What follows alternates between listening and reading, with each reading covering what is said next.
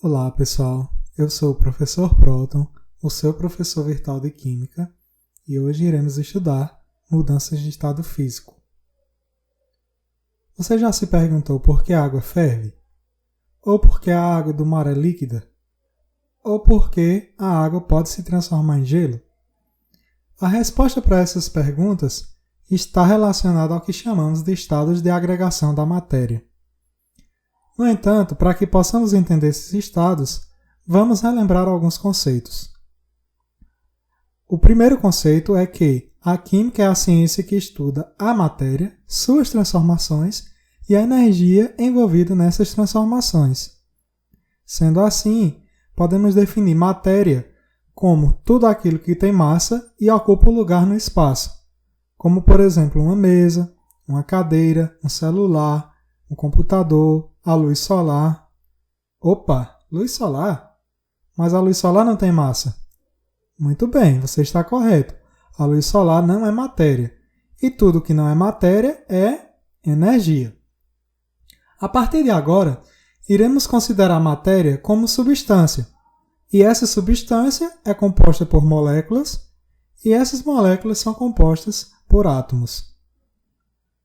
Cada matéria ou cada substância possui formas de agregação diferentes. Essas formas de agregação nós chamamos de estados físicos da matéria. Existem 3 tipos mais conhecidos de estado físico da matéria. O primeiro é o sólido, onde nós temos moléculas próximas umas das outras. Temos também o líquido, onde temos moléculas afastadas em relação ao estado sólido. E o gasoso, onde temos moléculas muito afastadas em relação tanto ao estado líquido quanto ao estado sólido. Os estados físicos da matéria dependem diretamente da temperatura.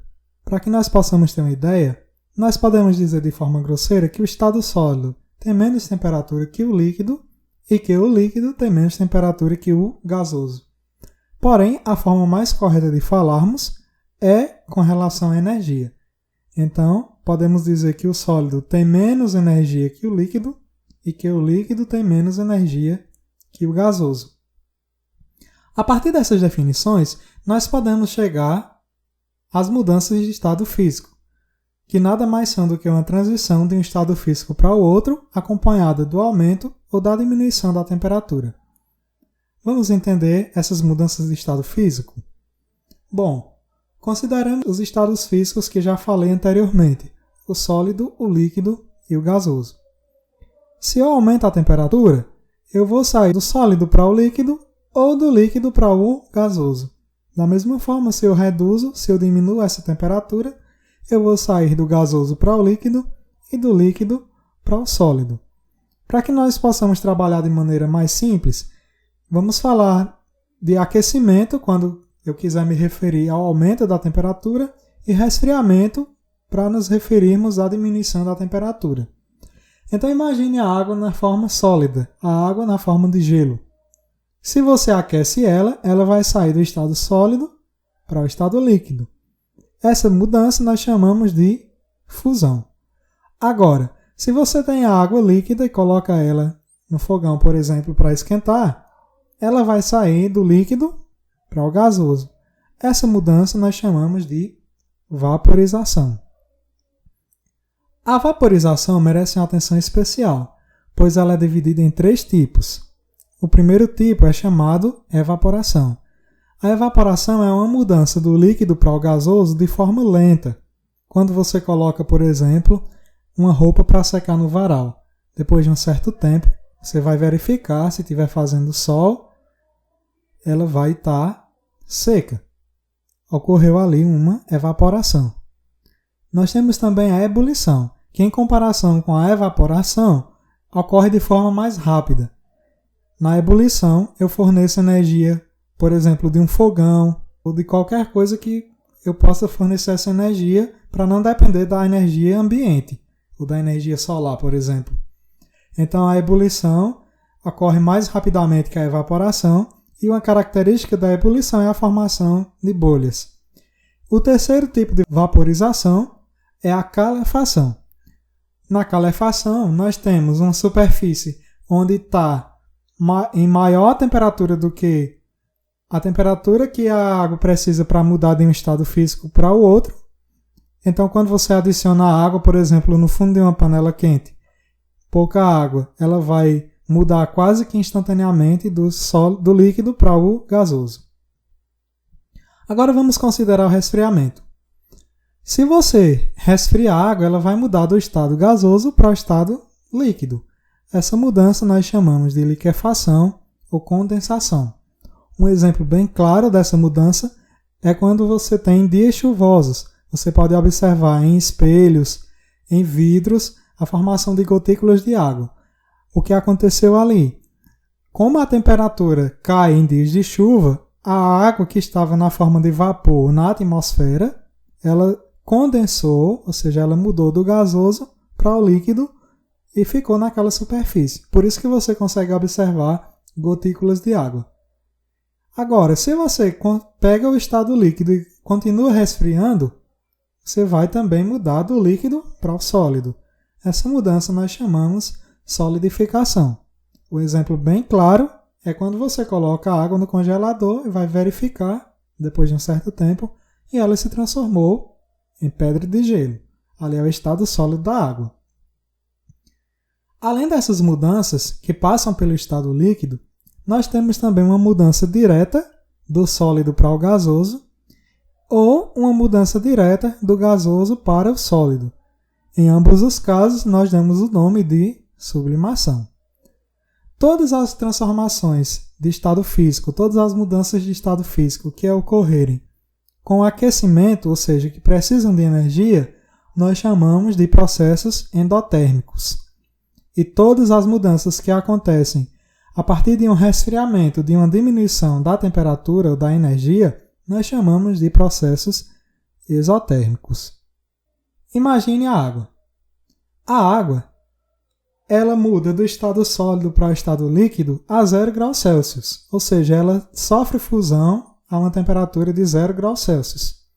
Da mesma forma, ela muda do líquido para o sólido, ou seja, ela solidifica também a uma temperatura de 0 graus Celsius. A temperatura de 0 graus Celsius nós chamamos de ponto de fusão. Agora, a água muda do líquido para o gasoso a uma temperatura de 100 graus Celsius. E muda do gasoso para o líquido, ou seja, condensa também a uma temperatura de 100 graus Celsius. Essa temperatura é chamada de ponto de ebulição. Toda substância possui um ponto de fusão e um ponto de ebulição. Porém, esses pontos vão variar de acordo com a substância. Vamos comparar a água, que tem um ponto de fusão 0 e ponto de ebulição 100, como eu acabei de falar, com o álcool comum que você tem em casa, que é uma substância chamada etanol. O etanol possui ponto de fusão em menos 114 graus Celsius e ponto de ebulição em 78 graus Celsius. Agora, se eu lhe perguntar qual das substâncias entra em ebulição primeiro, se você pensou etanol, você está correto. Se eu tenho um menor ponto de ebulição, aquela substância vai entrar em ebulição primeiro. Então, quem entra em ebulição primeiro é o etanol, porque seu ponto de ebulição é 78 graus Celsius e o da água é 100. E qual se solidifica primeiro? Então, nós temos que prestar atenção. Se você respondeu água, você está errado. Por quê? Menos 114 graus Celsius é muito mais distante de atingir do que o zero. Então, eu atinjo primeiro o zero para depois atingir valores negativos. Então, quem solidifica primeiro é a água. Então, nós podemos perceber que há uma relação direta entre a temperatura e o tempo. Então, para uma substância mudar de um estado físico para o outro, eu tenho que considerar a temperatura, mas também tenho que considerar o tempo. Essa relação ela pode ser estudada a partir do que nós chamamos de curvas de aquecimento e curvas de resfriamento. Para que nós possamos entender o que são essas curvas, vamos traçar uma linha vertical e uma linha horizontal, que nós chamamos de plano cartesiano. Na linha vertical eu vou chamar de temperatura em graus Celsius e na linha horizontal o tempo de forma arbitrária, não importa se é em minutos ou horas para nosso exemplo. Bom, vamos adicionar o ponto de fusão da água, que é 0 graus Celsius, e o ponto de ebulição, que é 100. E vamos imaginar que essa água inicia a menos 40 graus Celsius. Então, a partir do momento em que eu começo a aquecer essa água, ela vai sair de menos 40 e vai atingir o zero. O estado físico predominante entre o momento em que eu iniciei o aquecimento e até o ponto de fusão da água é o estado sólido. Então, decorreu uma quantidade de tempo para que eu pudesse chegar em 0 graus Celsius. Agora, se eu continuo aquecendo essa água, ela vai começar a liquefazer, ou seja, ela vai começar a sair do sólido para o líquido. Isso vai demorar uma quantidade de tempo também para que toda a água que antes estava no estado sólido mude para o estado líquido, porém, durante essa mudança do sólido para o líquido, a temperatura ela não é alterada.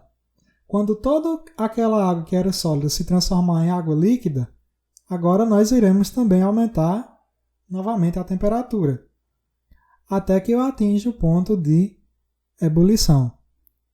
Neste momento em que eu estou aquecendo a água líquida, o estado físico predominante é o líquido, obviamente.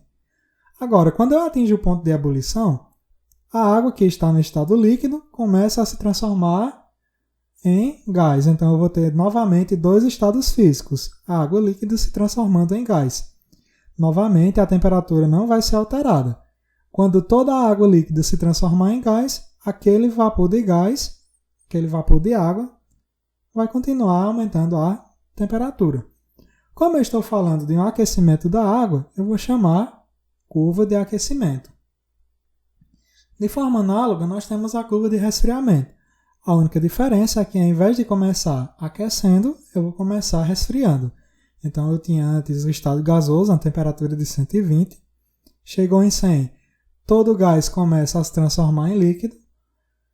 Quando todo o gás se transforma em líquido, eu vou ter um resfriamento desse estado líquido, até que ele comece a se transformar em sólido. Então, eu vou ter dois estados, sólido e líquido novamente. Quando todo o líquido se transformar em sólido, eu vou ter apenas o estado sólido. Fácil, né?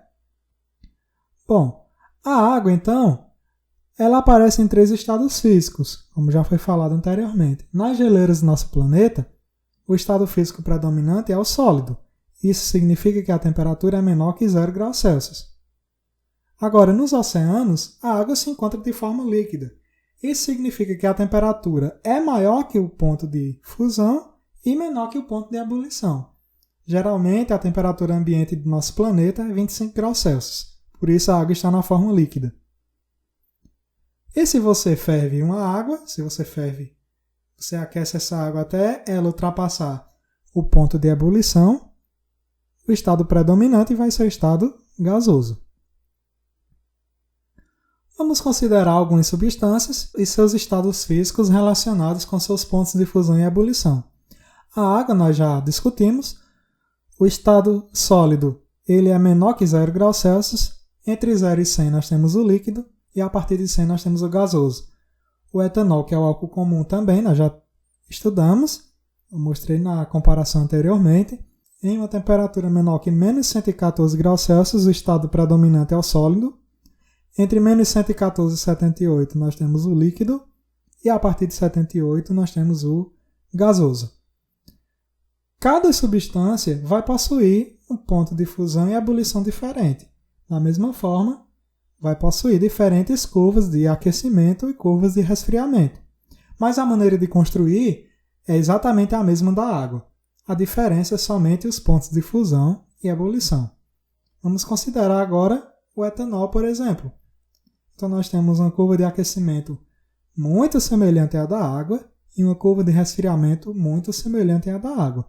A única diferença é que os pontos de fusão e ebulição estão diferentes, porque ela possui pontos de fusão e ebulição diferentes. Então, pessoal, na próxima aula iremos resolver exercícios sobre esse conteúdo.